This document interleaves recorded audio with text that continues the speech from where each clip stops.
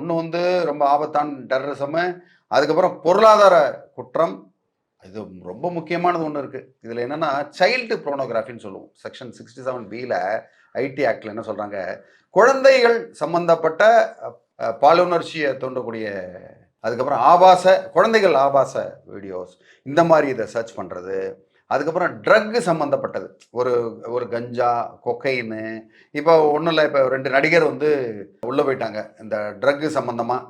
Okay, அப்போது இவங்க வந்து எதை பயன்படுத்துகிறாங்க, எப்படி பயன்படுத்துகிறாங்க, அதை பயன்படுத்தினா என்ன ஆகும், அது வந்து எவ்வளோ நல்லாயிருக்கும், இந்த மாதிரி ஏதாவது ஒரு இன்ட்ரெஸ்ட்டோட நீங்கள் தேடினீங்கன்னா அதெல்லாம் உண்மையிலேயே ஆபத்தானது. அதில் உங்களுக்கு வந்து அந்த ஐடி ஆக்ட் உங்கள் மேலே பாயறதுக்கான வாய்ப்பு வந்து அதிகமாக இருக்குது. ஓகே, ஸோ இந்த மாதிரி டார்க் வெப் மூலயமா வாங்கிறது, விற்கிறது, அதெல்லாம் கூட ரொம்ப தப்பானது.